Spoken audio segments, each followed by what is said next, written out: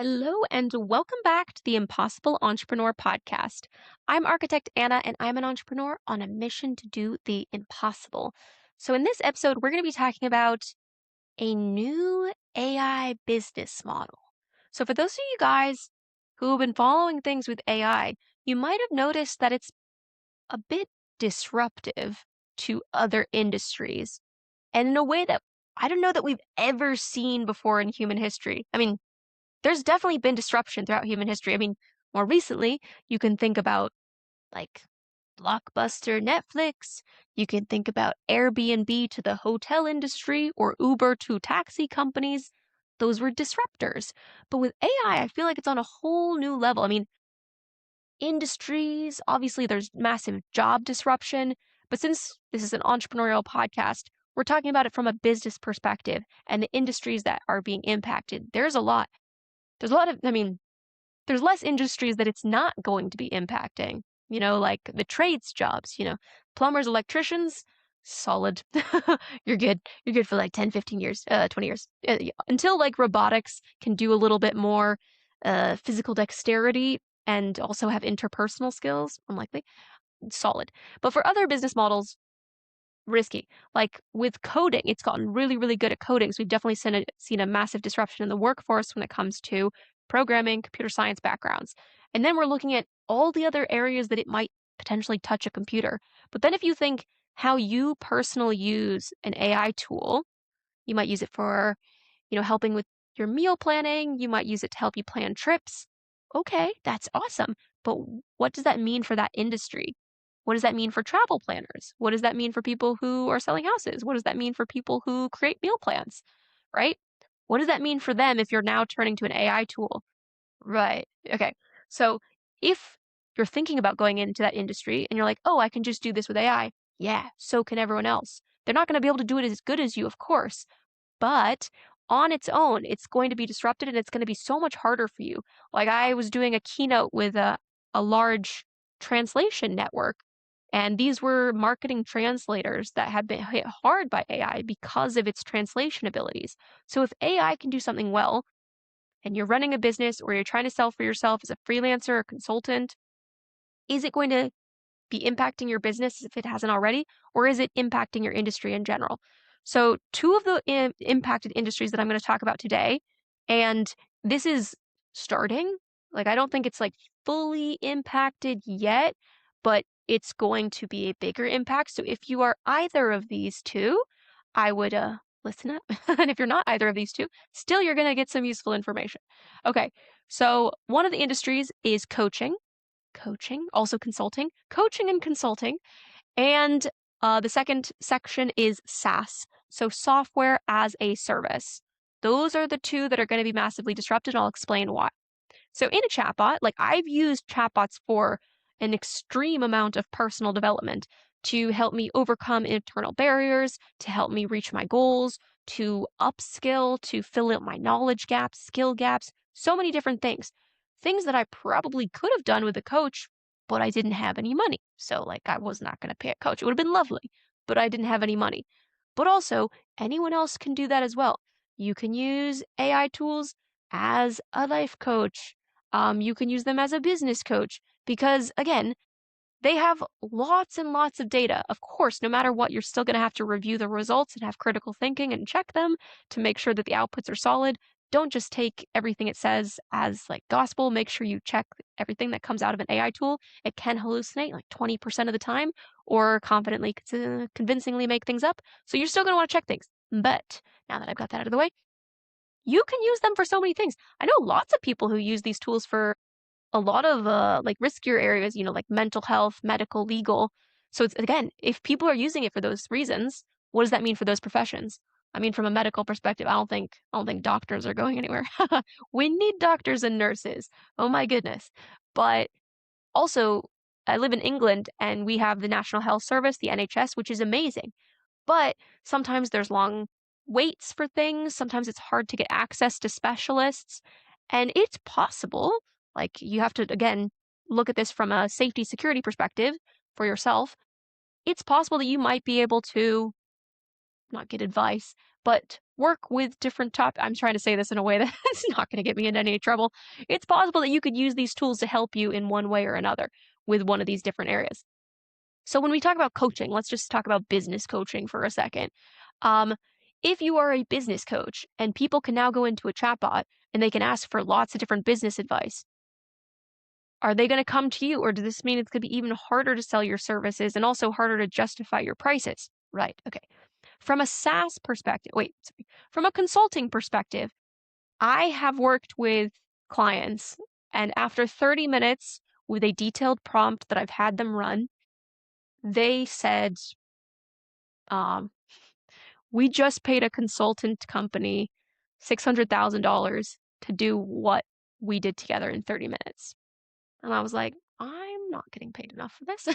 No, but I was like, that's awesome. I'm so glad I could help. And I was like, what does that mean for all those consulting companies if that's actually true? So coaches, consultants, don't worry, I'm going to give the solution in a second, but this is definitely like an area to be watching out for. And then when we talk about SaaS, software as a service, as these tools have advanced over the last few months, we've seen some stock market dips in some of these tools. We've seen some people pulling out of using them.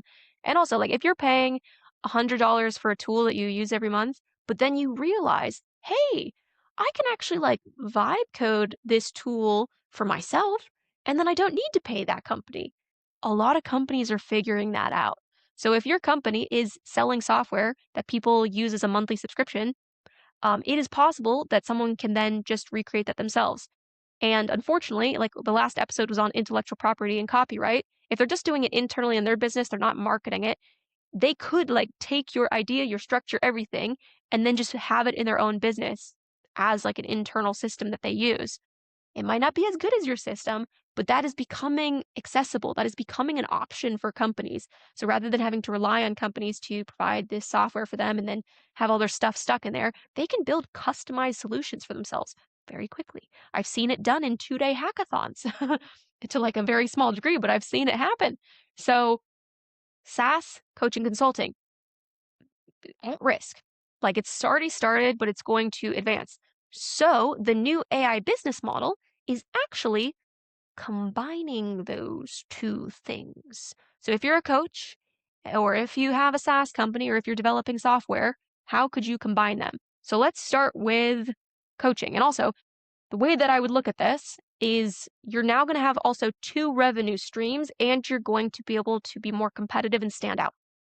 Cool. Okay.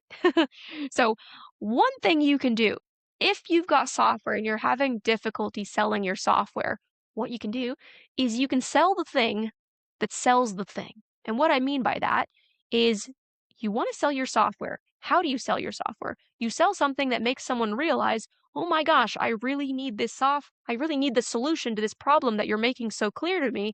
And then you're like, ta-da, I have the solution. And then throughout the process of you showing it, whether that's like a 3-day challenge or a online summit or a course that you've created, if it's free, if it's paid, whatever, you basically explain the problem and then show them the solution and show them how to use it throughout the system, know what you're doing.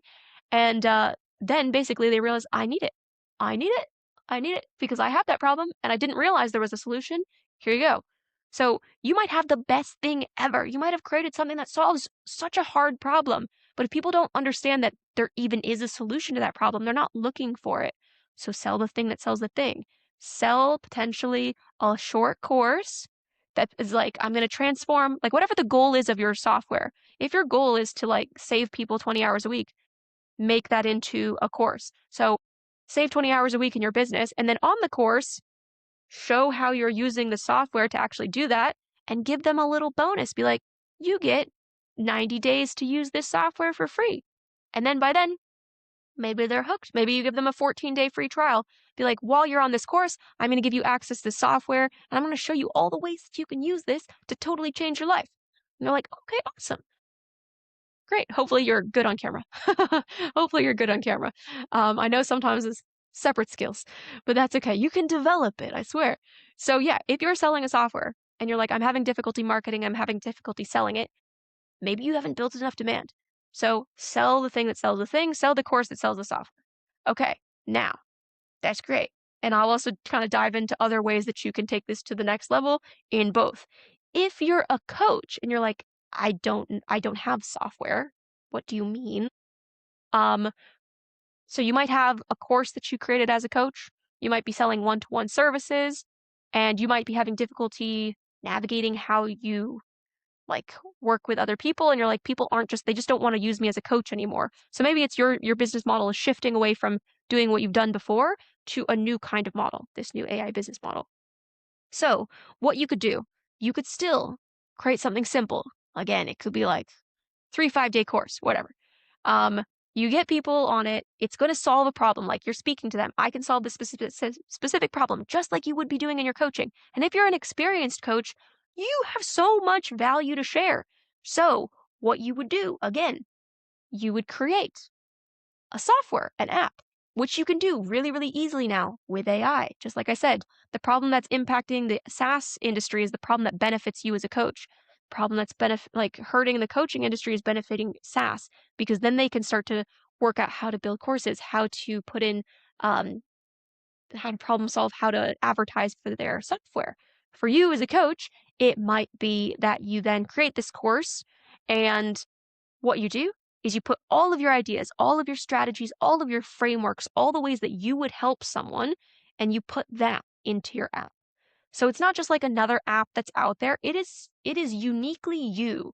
It will completely stand out. It's not something that you necessarily are going to sell to like thousands or millions and millions of people, but it's your unique app. It's not something that's going to be replicated because someone was like, oh, I'm going to copy that software tool.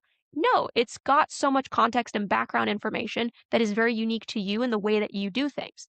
So again, you would then explain the problem, market to those people, get them in, and then have them in this system. So you could shift completely from coaching to selling your app, but the way that you do it to stand out is by making sure you're adding in your thoughts and your frameworks and all of those things.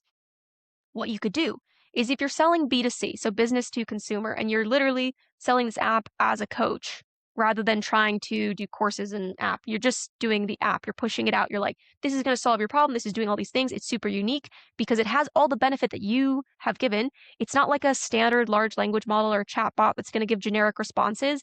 It is uniquely structured to how you would do things and how you would help people and the value that you have. So it's good. It's awesome. It's beautiful, just like you. Once you've got your app, then you can always have like ads and upsells in your own app. And it's like, if you need one-to-one support, if you need coaching, if you need help, whatever it is that you do, again, this works for consulting as well, then upsell, upsell, like redirect them to your high ticket offers. So then you have multiple revenue streams. Maybe you're pushing this thing, the app out, the platform that has your frameworks and all of that. Maybe you sell that app through a short course or a master class or a webinar that you do. You're like, here's the problem. And look, rather than giving me like thousands a month, you can just sign up for this app for like $30 a month. And then people are like, what? Awesome. So yes, if you're giving it that, then amazing. From the software side, giving the software away as like a bonus. And then they're realizing like, oh, I actually really need this software. Great. You've created the need. You've explained how to use the software. You've showed them all the features in a way that's like individually beneficial to them because you've done it in a way that they understand rather than just being like, here's my tool, it's amazing. It's like, nah, here's this feature. The benefit to you, because this is like a specific problem group that I'm trying to solve, is this. And then, oh, here's this feature, and this solves this problem. And you kind of do it through like storytelling, right? Cool. So that's good. So yes, you can do it. You can then drive traffic to your high ticket offers. You can drive traffic to your consulting. So if you are a consultant, I know we're talking about coaches, but if you're a consultant and you have like a very specific methodology, you have very specific like privacy checklist frameworks and things, you could absolutely start to do it as different levels. And those different levels have different touch points. So rather than you only charging a pure premium, you might also be able to attract a lot of other clients at a lower level with a lot less touch points. Just give like the clarity around that in your marketing, that it might be less secure, whatever it might be. And then just be like, here are the different levels. And then, of course, there's always the option for them to upgrade if they do need extra support. So it's just giving you more options. So rather than these industries like disappearing, they're changing. Just like a lot of roles, they're not disappearing, they're being augmented. They are changing. People are becoming more efficient. as an individual, and so they can do more as one person, which as an entrepreneur, as a business owner, is great news for you because you can do so much more. And if you are coaches, look, you can now start to augment your business so that it actually can thrive rather than potentially be more and more challenging as time goes on. So I'll give an example of what this would look like in case this all sounds like a bit abstract at the moment. Hopefully I've explained it clearly. Um, but yeah, it would be smart for me to do this as well. So I'll explain if I were to do it, what it would look like. So I am an AI trainer. I do one-to-one coaching. I do AI leadership accelerator programs, and I do AI workshops. That's most of what I do within my business. What I could do to then create like a SaaS version extension of that is around a lot of my frameworks and ideas and strategies. So one of the things that I do a lot is not just the practical side of AI, it's also a lot of the soft skills. It's very much for ambitious people who have goals, they want to achieve them. They're lacking a few connection points, whether that's the skill sets, the knowledge, internal belief issues, mindset, strategy, AI, whatever it might be. So I could create an AI or SaaS platform or app or something that basically is how I would handle it in a tech format on a smaller version, but it's going to be personalized at scale because it's got AI. So that could be called like Architect Your Life, Architect Anna, the whole thing. It's my brand. See, if you're looking at the video version of this podcast, look at all the architecture stuff behind me. You can see it on YouTube and Spotify. Basically, yeah, I could put in, I have so many different frameworks. I've talked about tons of stuff in this podcast. I've got my Thousand Doors framework, my Impossible framework, um, my AI frameworks. Like I've created prompting frameworks and all these different things. So I could put all of that into an app, like my brain, my personality, all in one. Not something that can be replicated necessarily because it's me, just like your intellectual property, your copyright, your creativity is you, and you can recreate that into an app. So it's not just the tech, it's also all the data behind it, right? Good. Okay, so organize your data. So for me, just writing, I wrote a couple notes because I was like, I know I'm gonna ramble. So, right, that could be like an app that's B2C, so I could sell it to lots of people who just like they want to transform their life in like 90 days, 12 months, whatever it might be. And then, of course, in the app, depending on like what kind of roadblocks they hit, I could then also be like, hey, I've got extra support here, here, here. It's like, oh, you want to learn AI? I've got this. Or you want one-to-one coaching? I've got this. Or you want to stand out in your business and you want to advance in AI quickly, and there's a lot of things that you want to build with your AI operating system, but you're currently stuck and you don't know what to do. Cool. AI leadership accelerator. So I could basically use that as like a segmentation tool for my high ticket services for my business and then market it out that way. It's going to be much easier to sell potentially because it's cheaper. You're going to bring in a wide net. You're going to be building in trust from that audience before you ask for anything more. And then, you know, rinse and repeat and build and iterate and make it better and better. Make sure that you're giving as much value as you can. Make sure you're solving people's problems and really doing good and putting that out there. Then you can absolutely do it. So, like coaches, consultants, SaaS people, it is not the end. It is a new beginning. Things are changing. And if you get on board with this now, what this could mean for your business is so many things. It could mean that you make more money, you stand out. Potentially, you have so much less time that you have to put into things. If you had a lot of touch points before and that actually really did not work for your lifestyle, but that was just like your business model, maybe it's like your business model could shift to be more of what you love to do. Like I knew someone, I'm just remembering this now, like one of my mom's family friends, and she's amazing. She's like a fantastic pianist. Like she's played globally, but she's also a piano teacher. But it got quite tiring for her. And so it was kind of like, I told her, I was like, you could create a course, you could teach everything about how to learn piano. And now, I mean, what I would say is like, you could put that into an app. You could have like learn piano in 90 days, whatever, and have it in an app. And again, you could sell it as a course and do this as a thing. And then also your higher ticket would be having the one-to-one or even online group coaching of piano. Like there's so many ways to maximize your time and revenue without necessarily increasing your energy output.